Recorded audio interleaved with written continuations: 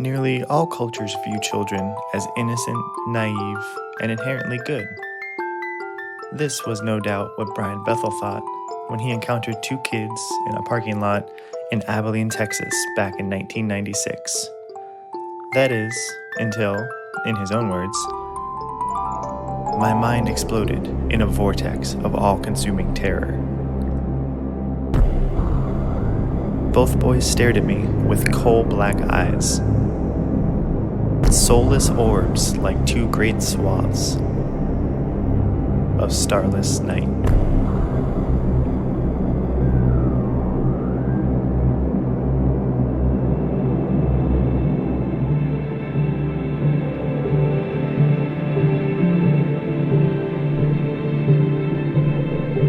Hello, and welcome to Unknowable, the podcast where we talk about all things mysterious, unusual, or unknowable. I'm Justine. And I'm Gray. Some weeks we break down one larger mystery between the two of us. Other weeks we break down two smaller mysteries on a theme and teach each other about them based on our own independent research. If you want to support the show, find us on Apple Podcast and leave us a 5-star rating and a review, and become a patron on Patreon. Heck yeah. Yeah. So, we are not dead. No, we're not. We're back. We're back. It's been a while. It has been a while. We did the 3-part episode on Skinwalker Ranch. Which was intense. Really intense. Emotionally draining. Yeah, yes. A lot of research. Tons of research. And also wrought with potentially government angering information. Yeah, so we had to go into hiding. We went into hiding. We appreciate that people reached out to say that they thought that maybe we got taken out. We're still here. Still here. Shit just got really busy. Yep. And now we're back. We're back. We don't know how regularly we will be back at the exact moment. Right. Because I'm 3 days away from my due date. Yep. So, could go into labor during this episode. We'll see. I have had several people say how, funny that would be. Right. Which, on one hand, I'm like, that would be amazing if it happened. But now I'm like, you guys mentioned it, so now it's not going to happen. It's not going to happen. Because it already got... Every time something is going to happen and somebody's like, maybe you'll go into labor, you don't. But if it does happen, we're going to keep that in the episode. We're going to keep it in the episode, yeah. Because it's probably not going to be that fast, so I'm just going to get through the episode. Power through the contractions. Power through. And then go to the hospital after. It'll be fine. So, it's the life of a podcaster. Exactly. So, all right. We are back with an episode about black-eyed children. Or black-eyed kids. Yes. BEKs. Or black-eyed people. Yeah. But they're mostly kids. Mostly kids. Yeah. So, this is kind of an interesting topic.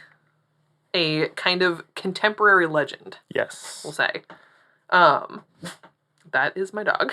Moo cow. That's Moo cow. Boofing at who knows what.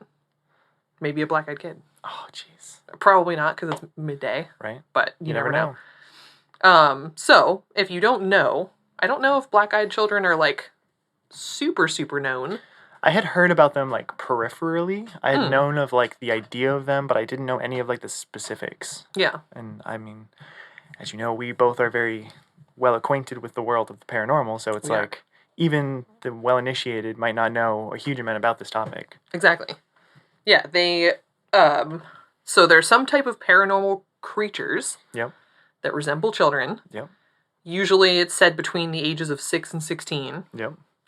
They're usually dressed in a strange and or anachronistic way where they're almost wearing clothes that are too old for the current time period or just off in some way. Yeah. Unusual for their age. Right. Inappropriate for the weather. Yep. Just something odd. Right.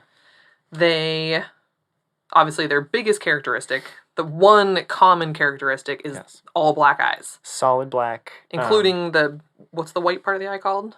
Oh, man. Sclera? Sure. That sounds right. I think that might be it. The white part of your eye. Yeah. So not just the colored part, we're talking the entire eye is black. It's just solid black, if you're wearing those black contacts. Yes. But also, the eyes will change during the interaction. When you first start interacting with these children, they'll have regular eyes, and there's some moment in the interaction where their eyes all of a sudden don't just turn black, but you'll just all of a sudden notice that they are all black. Yeah. Which is terrifying. Oh, absolutely. Really terrifying.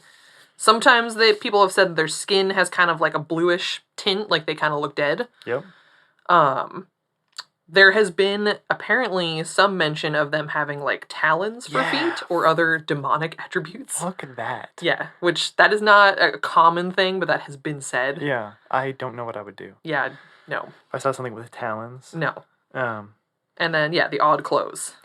and they're almost always asking for something.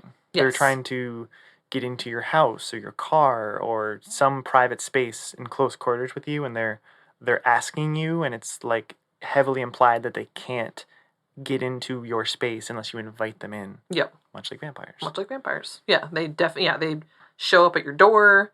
They might be panhandling, hitchhiking. They need a ride to their parents. Mm-hmm. They definitely use the kind of helplessness to their advantage of like, oh, I mean, they're kids. Right. You're more likely to say sure to some kid, or they need to use the telephone, which that might be kind of outdated at this point. Right. But there's even a story where they asked for a telephone, and the person tried to give them like their cell phone, and they said, no, like we need like the landline. We need to come inside. Oh, weird. Yeah. Yeah. Yeah, that wouldn't work very much nowadays. No. I think grandma and grandpa still have a landline. Wow. They might be one of the only ones. They would. Yeah. Yeah, grandparents and it's probably about it, just grandparents. Businesses. Yeah, sure, businesses. Yeah, that's pretty much it. Yeah. There's always a sense of like deep existential dread that the normal person in the interaction has, like unconnected to any situation. And I feel like the sense of dread comes before they notice that they have black eyes too. Yes. So it's not even like there's an antecedent to the dread. It's just sort of like all of a sudden this like existential dread like washes over you while you're having this normal interaction with the kid at first. And that's kind of like what colors the rest of the interactions. Right. Which is unusual because, there's nothing in particular that would make you feel afraid. Again, if anything, with kids, you would think that you'd have less of a threat. Mm-hmm. Both from, like, their physical size. Kids typically aren't doing anything that's going to harm you. It's not some big, scary adult man coming to your car. It's, like, a 10-year-old. Right. So, normally you would not feel scared by that. That's probably the point. Yeah. Like, what better, like, costume to put on if you're trying to get into someone's house and be invited into someone's house than a young kid. It reminds me of like when we were talking about the skinwalkers, how like sometimes the skinwalkers will use like the sound of a crying baby to lure people because who's gonna hear that and not go scope it out? Exactly. So like who's gonna have a kid be like, oh my god, I need a ride home, or I need to like I'm stuck out here in the cold, I need to use your phone. Mm-hmm. Though actually a lot of people do say no because of that feeling of dread. Right. Which, whatever the black-eyed kids are doing, it's not working too well. Right. Doesn't seem like they've actually made it into a lot of people's space. Yeah, I couldn't find any situations where someone actually, like, let them in or, like, where I heard what happened after they got inside. Just that one Vermont story. Yeah. Oh, which we'll tell. Right. But everybody else, like, that's another common thing, is that people typically feel like they got away just in time. Right. They shut the door, they drove off just before whatever was going to happen happened. Yeah. And so most people don't know what would have happened if I had let them in. Right. Like, we don't really know what these black-eyed kids are. Right. There's a range of theories about who and or what they are, too. Yeah. Which we'll get into. Oh, yeah. Yeah, so, it's kind of this weird combination of, like, the kids give off this vibe that makes people feel afraid immediately. Right. They seem like very confident and kind of like eloquent beyond their years. Maybe they use kind of unusual language, but they also don't seem like they'll kind of avert their gaze, or they seem shy at the same time. Right. And they always want something from you to get into your space. And people do feel like, on top of feeling scared, they do feel compelled to do whatever the kids are asking. Right. Almost like against their better judgment. Yeah. Like everything in their body is telling them, like, do not do what these kids are saying. Do not let them in. Yeah. But then, like, some part in the back of their brain is like they're reaching for the door handle to open it, or they're like moving towards doing something even though everything is telling them not to. Exactly. It's almost like they're being compelled, like, psychologically to do it. Yeah. Or some kind of mind control. Yeah. Yeah. It's freaky. And unsurprisingly, they are thought to be harbingers of ill will. Yeah. And personal doom. Hence the feeling of deep existential dread. Yeah. Yeah, and again, that would be normal if you noticed that somebody had all black eyes, to be like, shit. What is going on here? For just a kid to walk up to you and be like, hey, I need to use the phone, to feel scared by that is not normal. Not normal. So, supposedly, stories of these black-eyed children have been told. One of the things I read said as early as the 1980s, but then there's potentially stories from the 70s, from the 50s, from the 1500s of similar beings. Maybe not exactly. Right. But a lot of people believe that it originated with this reporter, Brian Bethel. Yes. So... You heard a quote from him in the cold open to this episode. A really intense quote. Really intense. Really terrifying quote. Yes. So I had heard about this. This was kind of my introduction into black-eyed children because I forget, really wish I could remember which podcast it was because it was another podcast. Damn it.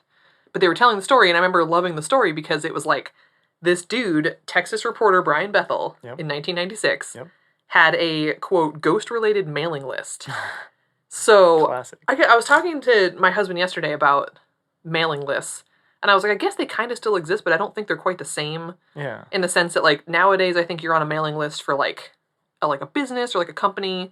It's not so much like a person sending you stories, but, like, it sounded like this dude was literally, like, had his email. Photocopying, like, newspaper stories and he had, like, stories, and he was writing up stuff that he had, like, heard about, or stories that he had heard, and was emailing them off to, like, his, list of, like, people subscribing to this, which is so nerdy and cute. Right. So adorable. Like, wish I had been friends with Brian Bethel. Right. In 1996.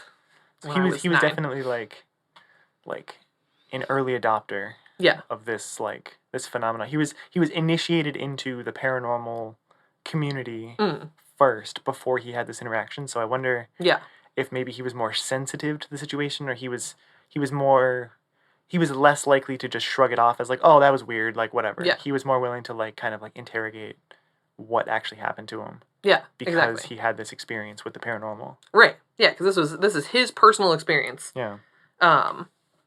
Yeah, he had an encounter in Abilene, Texas, where he was sitting in his parked car outside of a movie theater. He was writing a check to drop off for his internet provider. Wow. Which... So 1996. So that time frame. But, he needed his internet service because he's got his sweet mailing list. Got to spread the word. Yeah, so got to take care of that. And then 2 boys, he said roughly, like, between the ages of 9 and 12, knocked on his window. And like you mentioned, he said, quote, I was immediately gripped by an incomprehensible, soul-racking fear. I had no idea why. Which, dude's definitely a writer and a reporter. Right, exactly. Like, intense. Soul-racking fear. I don't know that I've ever had soul-racking fear. I don't think I have. But I've never encountered a black-eyed kid before. Right. So maybe... There's still time. So, again, this, like, literally nothing has happened up to this point. Like, he's not describing, oh, I was in the midst of writing a check and I was startled. Like, that's not soul-racking fear. Right. You don't feel that just from, like, somebody knocked on my window. And looking up and seeing 2 children. Yeah, 2 kids. 2, like, maybe 10, 11-year-old kids. So... He cracked the window. The kids basically wanted to ride home to get money to go back to the theater to see Mortal Kombat. It's a great movie. It's a great movie. Great. I mean, it's not a great movie, but it's a great movie. It was at the time. It was. It probably still is. It still is. If you've played Mortal Kombat, it's a great movie. Yeah. We were just talking about how much you played Mortal Kombat when you were... Super nerd about it. Me and my friend Bruno. Yeah. Shout out to Bruno if you're listening. Shout out to Bruno. It'd be amazing if Bruno was listening. Right? Somehow. I have no idea. Yeah, I don't know where he is. Hit me up. Yeah. Bruno. Bruno, come find us. So, Brian says, plausible enough, but all throughout this exchange, the irrational fear continued and grew. I had no reason to be frightened of these 2 boys, but I was terribly. Jeez. Like, again, them giving their explanation for why they knocked, if anything, should make you less afraid. Right. It's like a plausible story. He's also had enough time, like, hearing this whole story where... that sense of being startled and, like, the adrenaline rush of being startled would have worn off at this point. Exactly. So it's not like he should keep feeling the sense of dread from just that initial being startled. So there's something that's not coming from the verbal interaction that's really, like, deeply disturbing him. Exactly. And he's saying his fear is growing as he's talking to them. So that's just... It's weird. Yeah. And so he he's realizing the movie's already started, so he's trying to kind of, like, make an excuse of, like, we're not going to have time to get to your house and back. Like, by the time we get back here, the movie's going to be almost over. Right. But they are insistent, which is another common thing. Mm-hmm. The kids aren't just asking once, like, they usually are trying to push and push. And they get more and more agitated as they do. Yeah. They need you to say yes to whatever they're asking for, because they can't, apparently, just force their way in. Right. Says Bethel broke his eye contact with them, and when he returned it, something had changed. And then, this is the quote from the cold open. Yep. My mind exploded in a vortex of all-consuming terror.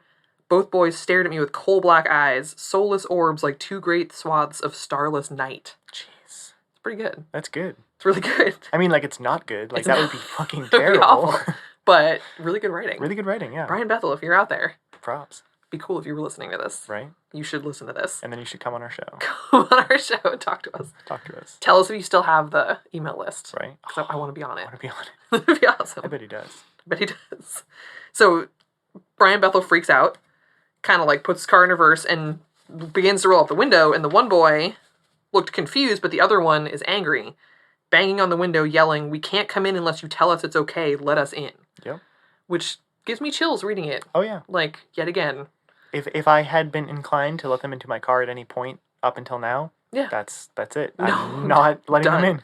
Yeah, we can't come in unless you tell us it's okay, which is, again, that very much similar to, like, vampire lore, where a vampire can't just come into your house. Right. They have to be invited. These kids, for whatever reason, have to be told that they can come in. Right. So, yeah, he's pissed. Brian peels out, and he looks in the mirror, and they're gone. Right. And as usual with stories like this, there's nowhere that they could have gone. Yep. Or hid. It wasn't enough time for them to run off. They were just gone. Just vanished.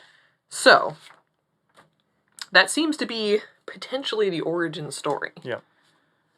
But of, like, the modern idea of black-eyed kids and that moniker, black-eyed kids, or BEKs. That's sort of like the genesis of the term on the internet. Exactly. That is still in use. There's like a Reddit page for it and everything. Oh, yeah. You can go and find stories about this on the internet if you want to. Yeah, there's a whole subreddit about black-eyed kids, which I looked at, and it seems to be, the intention does seem to be that it is people genuinely talking about them. Mm-hmm. Sharing real stories, or asking questions, or posing theories, or whatever. Right. You can also go on to the No Sleep subreddit. Yes. Which you should, regardless. Oh, yeah. But No Sleep, you should know going into it, is fictional stories. Yes. So there are many, many stories on there about black-eyed kids, but those are not real. Right. But still very entertaining. Yes. I did find a whole article when I was researching this topic that said that those were stories that were real. Right. And it was just giving the stories themselves, but then it would link to where they were from. And I read, like, the first two, and I'm like, these can't be real. Right. And as soon as I clicked the first link to go to see where it came from, they were all coming from No Sleep. And I'm like, this person writing this article either knows they're getting these fictional stories and is playing them off like they're real, or they don't understand what No Sleep is. Right. Despite the fact that No Sleep says, like, I'm pretty sure it says the word fictional in the description. But that aside, still a very entertaining subreddit. Oh, yeah. With some great writers on there. You will be scared shitless. Yes. A lot of those stories merge in my mind with other things. I'm not sure what's real or not anymore. It's just how my brain works. It's our lives. It's all just swirling around together. Yep. So yeah, but at the very least, this could just be the first time that phrase was used. Yeah. Not necessarily the first time black-eyed kids have been spotted. Right. So, there's other stories. There's a lot out there. Yeah. We're going to tell you some of the stories. Yeah. Because I think the stories kind of illustrate just like the oddness of it, of these situations. Like, you know, each story is so unique, but there's aspects of it that are all in common that make it a black-eyed kids encounter. Yeah. But each encounter is unique in and of itself, to where I don't think that they're 100% made up. Like, I think that there's something going on here, and people are seeing something. I just don't know what that something is. Exactly. And that's what's intriguing about the black-eyed kid story, is that there's so many reports that, yeah, sure, like, I'm sure that there's, you know, people making shit up out there, but there's too many where I feel like they're 100% made up. Exactly. Yeah, and Brian Bethel himself, like, still insists that he was telling the truth. He had, what was it? He had, like, gone on to some show. Dang it, where's my note about that? Don't even know. Oh, yeah. Reality TV series Monsters and Mysteries in America. He went on there in 2012, told his story, and then he wrote that follow-up article in the Abilene Reporter News, maintaining his belief that that really happened. Yeah. So, you know, we've talked about this a million times, that there could be people wanting attention, wanting whatever. Right. But it's like such a simple story, too, that it's like, why? Right. Even something like Bigfoot or a more known entity or cryptid that's like a more popular thing. Right. I could see maybe that would have more of a draw, but like, this is just such a simple story where it's like, you could easily write off the black eyes as something else. You could easily just be like, dude, you just overreacted. Like, it's not that wild of a story that people are like, oh my God. Yeah, there's no interaction other than just like, you know, a few words exchanged and like that we can't get in unless you let us get in. Yeah. That's sort of like the most dramatic part of the story. But most of that story is just internal. It's him freaking out internally and feeling this, you know, soul-racking fear. And that's the drama of the story. There's no like, and then like their talons came out and they like attacked me or anything. There's no drama that you would expect from a story that was being embellished. Right. It seems like he had a genuine, unsettling interaction. Maybe it was paranormal, maybe it wasn't. But I believe that he probably had this unsettling interaction with kids. Maybe they were just two weird kids who he interacted with, and there wasn't anything paranormal about that specific event. Right. But, you know. He was terrified. Right. He was enough terrified. To tell his story. Right. Several times. I don't think he's making it up. No, I don't think so. So, yeah, there's an author, David Weatherly, who's like a paranormal enthusiast. Okay. He has a book titled The Black-Eyed Children. Mm-hmm. And I guess researching for his book, he kind of tried to work in some stories that were from before that newsletter and even predating the internet in general. So that we could kind of see, you know, are there stories that came before that supposed origin story that could back up the fact that these entities have existed before Brian Bethel told his story. Right. Which is a good scientific way to approach this. Right. Because pretty much any entity, any weird paranormal thing that's out there, you can find some similar stories going way back in history. Oh, yeah. Of whether it's an illustration of something that resembles it or stories that are similar. Like Mothman and the coal miners back in the day. Like, there's always like an antecedent Bigfoot, in history. Like everything. Oh, yeah. There's stories from way, way back. So one of the stories he found was from France in 1974. This was, to me, a similar story, but not really. Like, so there were these two guys, Elaine and Patrick, just driving through a village. Classic France. Yeah. Just chilling, checking it out. They decide to turn around at some point, take a different route, and Patrick notices something odd near the last house on the street or whatever. There's 5 small figures in the courtyard. 3 of them were just like chilling in the background in a group. One was tracing its hands along the home, which I don't even know what that's about. Like just walking like with his hand brushing against the wall? Yeah, the like little illustration that came up with this story, like, had a dude just kind of like hands on the side of the house, but like looking at the guys in the car. That's weird. Which is really creepy. And then the last one just kind of stood closest to the car facing the men. So Elaine rolled down his window to get a better look. Quote, he reports that his blood ran cold when faced with the being. The appearance of the 5 characters was as strange as their behavior. They were all just over 4 feet tall. They were dressed alike with long garments that almost reached the ground. These garments were decorated with multicolored spots. The beings themselves had earthy yellow skin and long hair that fell down their backs into their waist.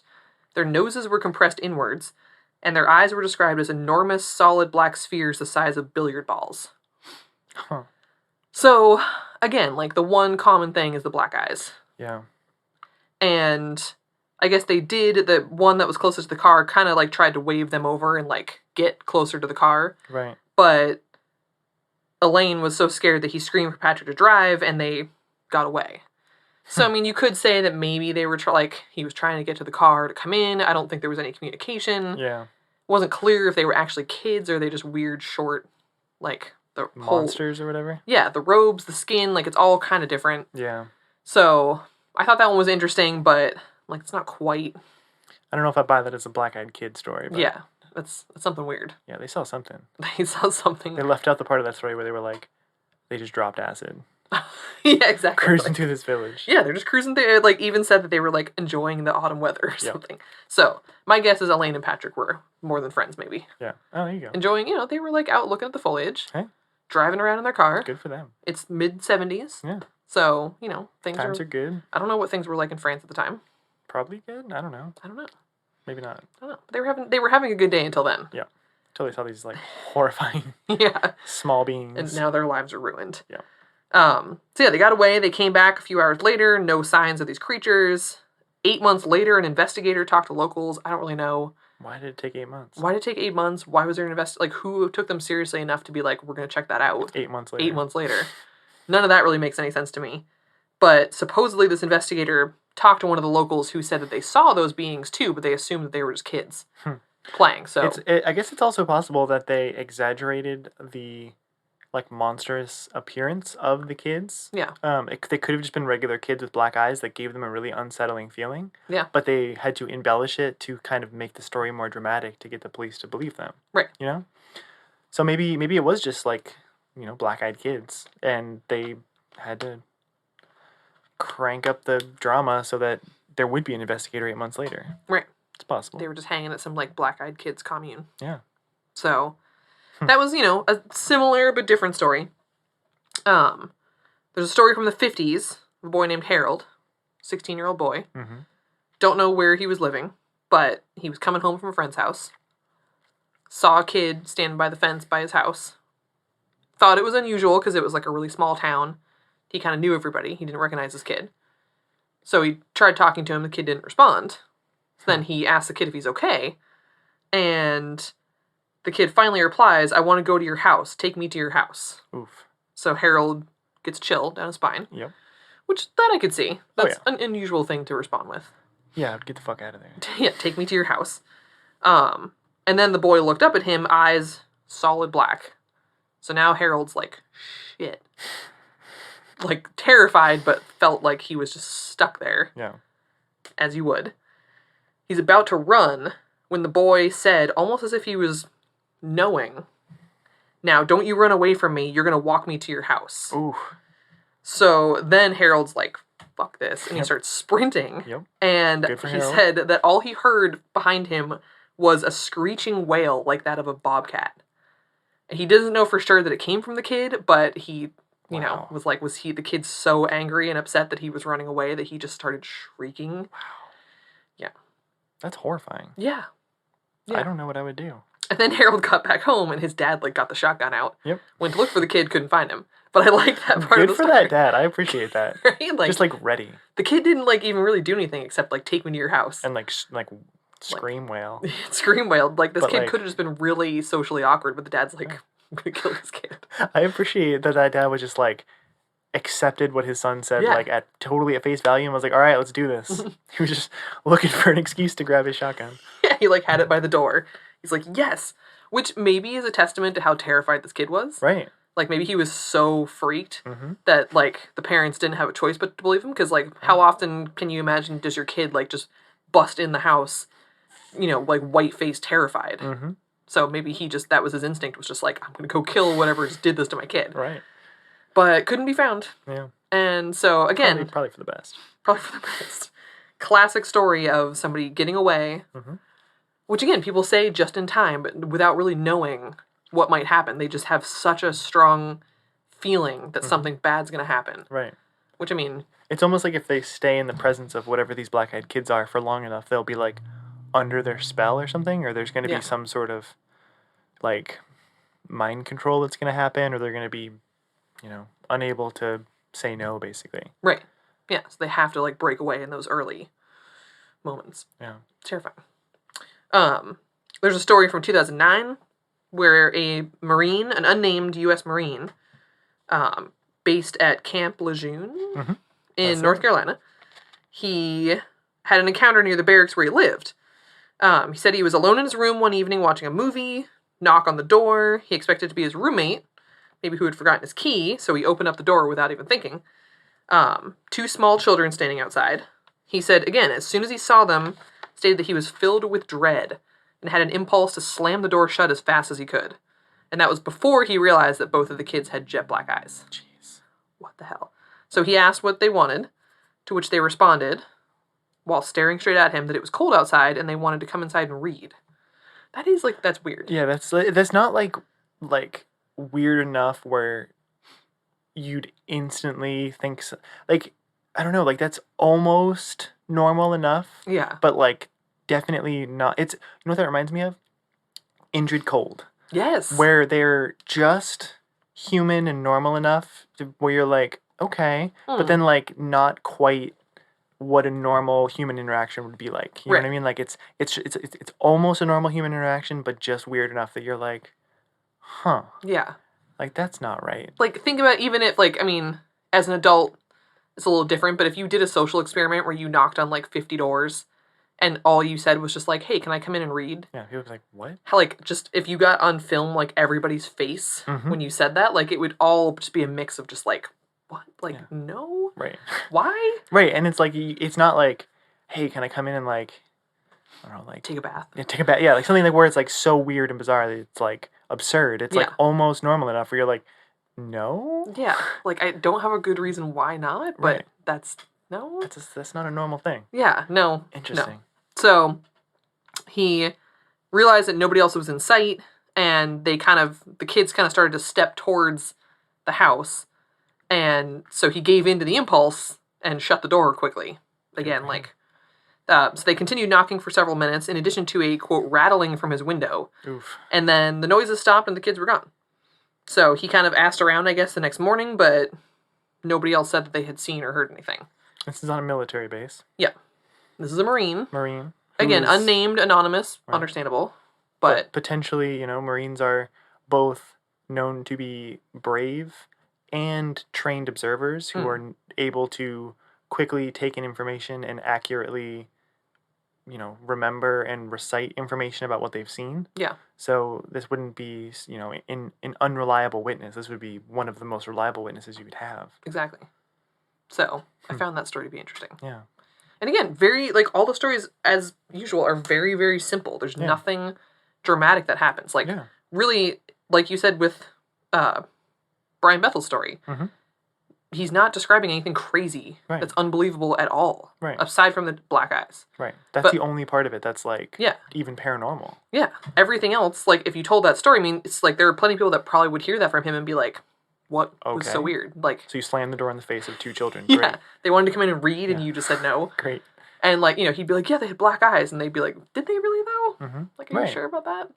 So it's so easily questioned and so easily, like, written off as nothing that it just doesn't even seem worth it to me to fake it. Right. Which you could say, I guess, on the other hand, that it's very easy to make up that story. Right. But if you're a good creative writer, you can make up a story about anything. Oh, yeah. Seeing literally anything. Right. So it doesn't really matter. So, but it's just so simple. And, like, why would he report this? Why would he ask around? It just doesn't make sense. So there's another story from North Carolina. This woman, what's her name? Carrie Kisner. She was on her way home from Wake Tech Community College in Raleigh. She's 20 years old, took a detour at the Triangle Town Center Mall. Sounds okay. She visited the mall, was making her way back to her car. In the parking lot, she noticed a strange, almost sick-looking boy talking with an older lady. Like, okay. She said the boy looked pale with dark rings around his eyes, and he appeared to have a rigid and unnatural posture. Huh. I don't know why that creeps me out. Yeah. It does. Rigid and unnatural. So the old lady looks like she's searching in her purse for something to give to the boy, who Carrie Kisner estimated to be around 12. And then, yes, she suddenly became more acutely aware that there were very few people around. Like, that was just said in the Marine story. Yeah. He all of a sudden realized there was nobody within sight. She's all of a sudden like, oh shit, there's nobody else near us. Right. It's like, I think that's some kind of instinct type of thing kicking in. Yeah. Where, like, if you think something weird's about to happen, even if you don't know why you think it is, you kind of do start to look around and be like... Observe your surroundings. Yeah. Well, it's kind of like how the human brain has the ability to... It has, like, gaze detection. You can tell when somebody's looking at you, even if you can't see them. You can detect that something's watching you. And it's like a... You know, it's part of our evolutionary response to, like, you know, predators. Is like, you know when something is observing you.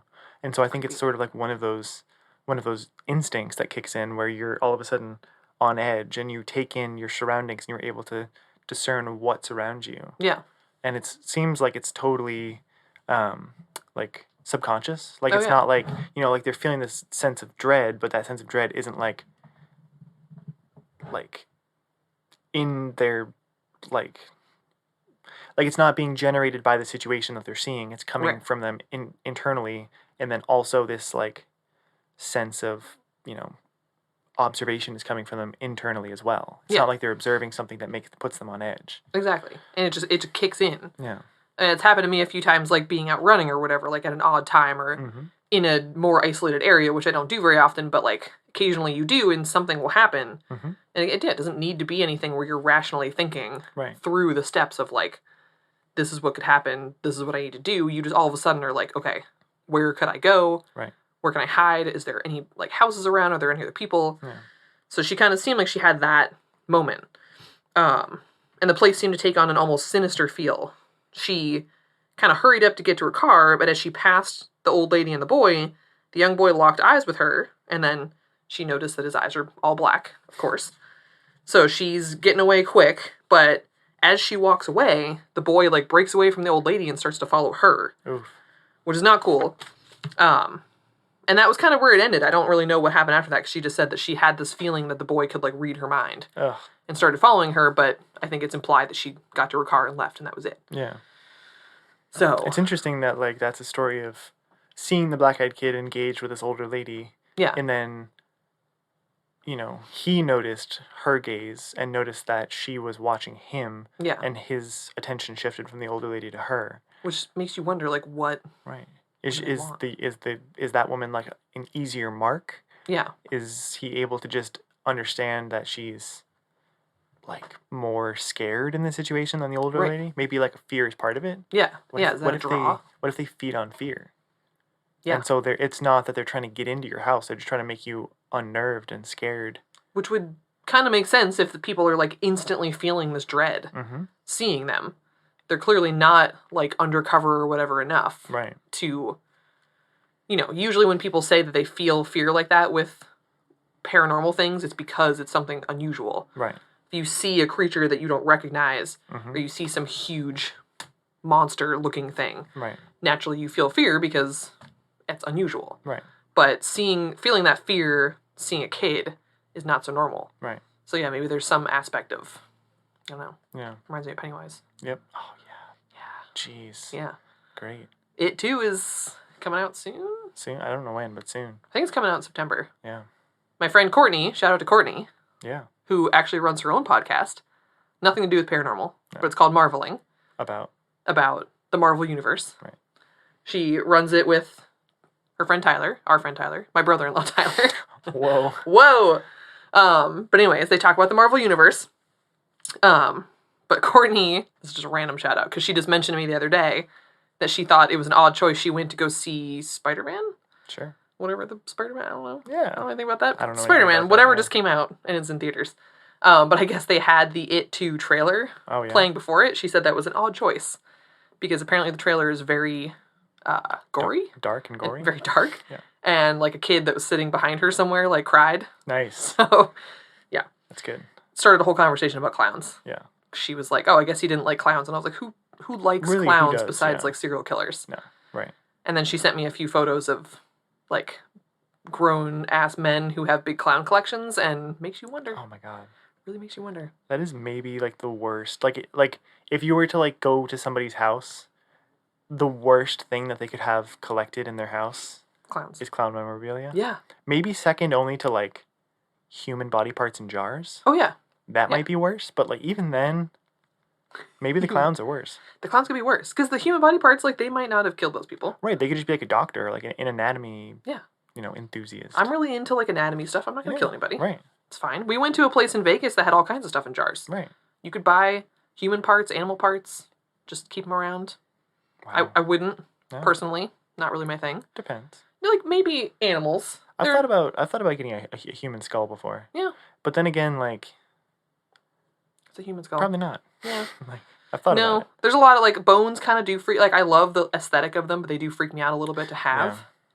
And then even some things in jars, I'm kind of like, Yeah, because all you need is knock that jar over one day. I do not want that to break. No. Like that like juice gets on your floor. Yeah, it's never coming out. I have like carpet in my apartment. Yeah, I'm just going to rough. move Yep. if that happens. Burn that place down. I'm going to leave whatever that is on the floor and just move. Oh my God. Take my shit and just leave that as the only thing left in the house. Just a broken jar with like a human hand just sitting on the carpet. Yeah, like a tiny dead shark. Landlord comes in like, what is this? Hell, man.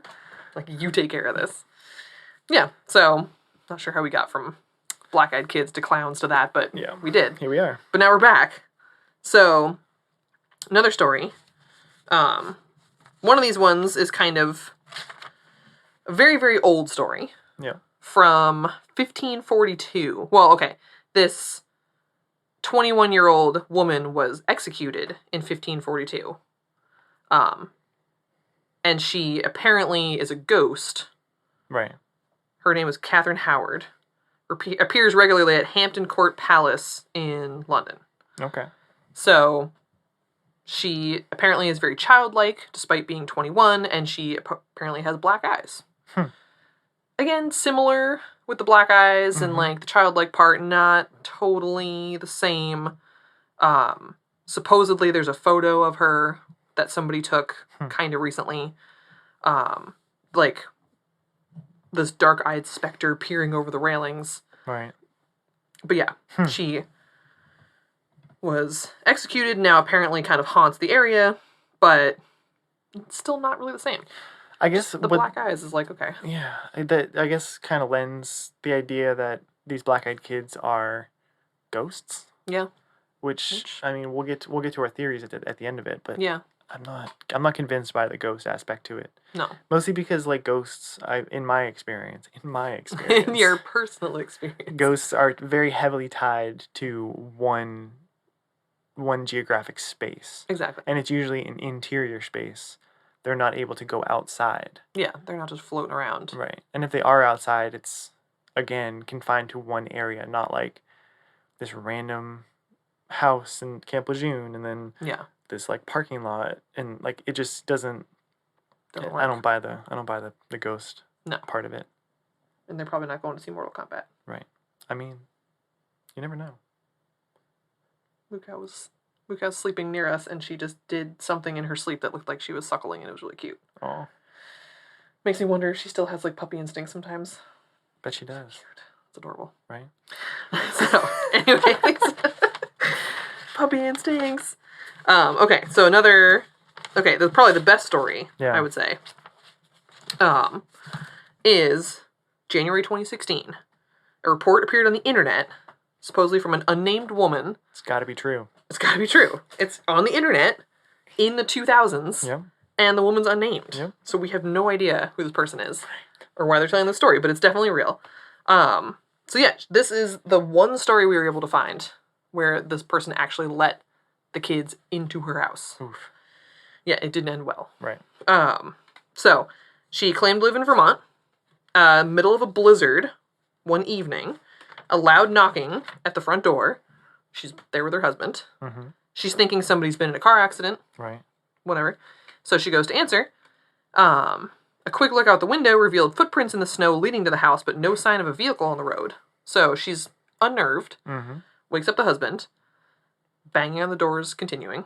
Husband goes to answer the door. 2 kids on the doorstep, boy and a girl around 8 years old. She recalled that they were not really dressed for the weather. And that she felt instantly unnerved by their presence. Despite her probable better judgment, she invited the 2 kids inside. Jeez. Dude. So maybe she didn't have time to figure out that they were creepy.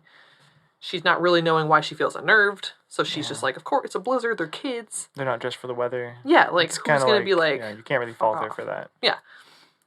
She brings them into the living room, and she noticed that her cats appear to be afraid of them, with one in particular hissing at them as they passed. Yep, that's... Again, not a good sign, but not necessarily the worst sign. But, like, one of those things, looking back, you're like... Yep, should have known. Should have known. I mean, I definitely feel that way about my dog. Oh, yeah. If she does more than just that first, like, cursory few barks or growls and doesn't warm up to somebody, I have people in my life now that I know that she does not warm up to. And I have to wonder why. Right. People that I love. Right. Not Gray, by the way. Mukau loves Gray. Oh, yeah. Not surprising. Most people she loves, but they're like my grandfather. Yep. Mukau, he visits once a year, Mm-hmm. at least, and is usually here for at least a week. Yep. She probably sees him a good 4 or 5 times during their trip every time. Yeah. She still barks at him. Oh, yeah. Like, the whole time she's around him. Yeah. It, like, takes effort to get her to, like, stop. Right. And even then, like, it might be an hour later, he might get up and move around and she'll bark again. Yeah. She just does not warm up to him. It's weird because he's, like the sweetest old man. Yeah. Like, he just... But there's something in your past, dude. Yeah. Something she knows about you. Picking up on something. She's picking up on something. But, anyways. So, she offers to make them a cup of cocoa and recalls that whatever she would ask them, the reply was always the same. Quote, our parents will be here soon. Oof. Which is also creepy. Super creepy. Injured cold. Like, yep. They don't know quite enough to, like, respond to the actual questions. They just keep repeating that phrase. Mm-hmm. Which, again, is not dangerous or scary in itself, but it's just weird enough that you're like, this unsettled. Isn't right. Yeah. Yeah. You just know something's off. She comes into the room with the 2 cups of cocoa, and as they looked up at her to take the drink, she noticed that they've got all black eyes. Oof. Oh no. It's too late. Yeah. As she stared at them, they both suddenly asked if they could use the bathroom. She directs them to it. A moment later, her husband's nose began to bleed, and then the power went out. Ugh. Yeah. She's trying to get her husband a tissue, and she noticed both the kids standing at the end of the hall, motionless and staring at her. They suddenly broke the silence and said, our parents are here, before opening the front door and making their way back out into the night. Wow. What the hell? Into the night. Into the night.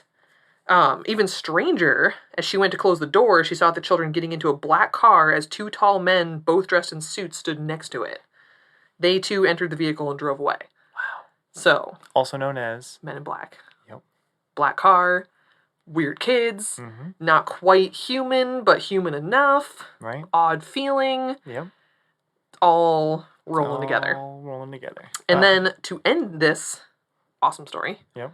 That is totally real. Yep. It's gotta be. In the months following, the woman's husband was diagnosed with an aggressive form of skin cancer. And although she didn't go into specifics, stated that she also suddenly began to suffer from regular nosebleeds and described herself as being in the, quote, worst condition of her life. Wow. And she's convinced that their ill health now is connected to letting those kids in. So, again, harbingers of ill will and personal doom. Or there's some sort of, like, energy connected with these kids that they're exuding. Yeah. Almost like radiation or something. Exactly. Yeah. Like, everybody else had very limited interactions. Mm-hmm. They saw them. Right. They ran away. They drove away. They shut the door, whatever. And they were fine physically. And they were fine. But she's the one person. Interesting.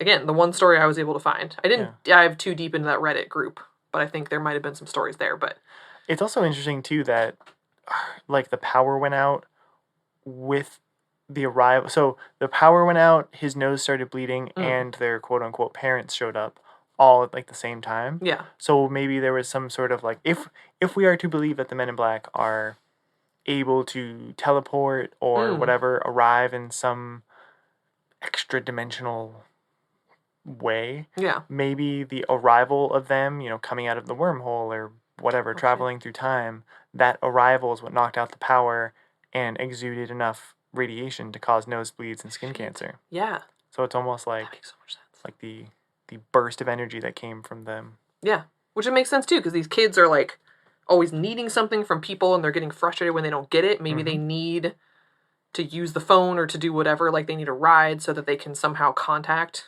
these Men in Black or like get somewhere where they can more easily be picked up or whatever. Right. And like, we've talked about the whole interdimensional thing where people might get stuck in a different dimension or find themselves in a different dimension by accident. And we've talked about the Men in Black being like, are they coming to corral these people and be like, dude, get back right where you're supposed to be? Like gatekeepers. Yeah. That would make sense that would be like a huge shift. And again, these other people never got that far. Right. So maybe the Men in Black still came, but they weren't in the midst someone's of it. house, yeah. Yeah. So they just didn't get affected by it. Then my question becomes, why do they need to get into someone's house? Or why do they need to be in close proximity to a quote-unquote normal human in order to be picked up? Like, it seems strange. Maybe they leech off the energy that we have. Like, human body is basically just a pile of meat True. with electricity running through it. Yeah. So So maybe they steal our energy in order to communicate, or there's something. Yeah, they have to sap something from us to get their connection stronger or something. Yeah. To they use us some kind of homing beacon. Yeah. Like in the Matrix. You know what? That kind of makes sense though, because we were talking about the stories of the Men in Black and Injured Cold and stuff, where people were saying that they had had interactions with them where they kind of at the end of the interaction would seem drained and sick. Yep. Would need to just leave suddenly. Mm-hmm. Interesting. So it's almost like it requires a huge amount of energy for them to take this physical form, this physical human form, and maybe they need to leech off of humans to it's almost like wireless charging for a cell phone. Yeah. How they can kind of draw energy from their environment, and maybe humans are a very good source of that. But I feel like they could also just they would congregate near power lines. Right. Or something, because there's more efficient. We're full of a lot of electricity, but there's definitely more efficient sources of electricity out there. Yeah, maybe it's some kind of unique bioelectrical thing. Yeah, or they can, or they cycle. What's the word I'm looking for? Not psychologically, but we can read someone's mind. Psycho. Kinetic. Psychokinetic. I don't know. But maybe they can use our mind to contact whatever as an amplifier for their thoughts or something. Well, they must need some more direct attention because you'd think why not just go to the mall where there's just a bunch of people around, right? And they can just sap energy passively. But maybe they need that face-to-face interaction, eye contact. Yeah, maybe that's why their eyes shift to all black, because they're they're something that's all black is absorbing 100% of the light that's hitting it. True. And not reflecting anything back. So maybe they're drawing, when you look at them, they're drawing your life force in, and that's why their eyes turn black, because nothing's being reflected, it's all being drawn in. Yeah. Shit. That's freaky. That's really freaky. I had not thought about that until just this moment. Yeah. It's the only thing that really makes sense. Yeah. Honestly. So, yeah, those are the big stories that we found. There's tons more out there. You should go troll the internet and see what you can find, because there's some wild stuff out there. Like I said, check out that subreddit. Mm-hmm. I think it's just called but you can just search Black Eyed Kids on Reddit and find it. Again, it seems like it's a genuine, just talking about Black Eyed Kids, sharing experiences. But yeah, that was most of the stories. There was a horror film made, a small horror film, titled "In Search of Black Eyed Kids," later renamed "Sunshine Girl and the Hunt for Black Eyed Kids," produced with Kickstarter funding in 2012. Paige McKenzie, Nick Hagan, and Mercedes Rose, I guess, are the creators. They had made some other movies, and this was one of their things, but they were, fascinated by this legend. And yeah, then basically there's, the various theories, which there's some practical theories of, the idea of just being primed to see something. Mm-hmm. Kind of a theory for every paranormal thing. Right. You hear about it, especially if this did become a big thing in the 90s and then has kind of had a resurgence in the early 2010s or whatever, where people are just reading about it and then they're like, oh, yeah, I saw that. Even one of the stories I didn't include was because the people telling the story had mentioned they had just been reading about Black Eyed Kids, and then that weekend they saw some, and it's maybe. Yeah, that maybe seems not. like priming, but. Yeah. And then, of course, the other idea is just that these are mostly spotted at night when your pupils are already large. Yep. And there are certain drugs, yep, ecstasy and amphetamines and things, yep, that can dilate your pupils even further. Mm-hmm. And if you're looking at somebody kind of shadowy outside of your car, under a streetlight, maybe it's looking more like their eyes are all black than they really are. And if they're under the influence, their behavior and what they say is going to be stranger. Exactly. They're acting weird. They're saying weird things. Maybe they have more of a likelihood to become aggressive or angry than they would normally. Right. And then could be even a combination of the two. You have this odd encounter and you've heard of these black-eyed kids behaving this way and you're like, oh. Your brain fills in the gaps. Yeah. But maybe it's just some 14-year-old on drugs. Yeah. You don't really know. Yeah. I'm a fan of the interdimensional beings theory. Just seems like it kind of connects all the dots and, fits into our grand unified theory of everything. Yeah. Everything is from other dimensions. Everything's from other dimensions. It's all terrifying.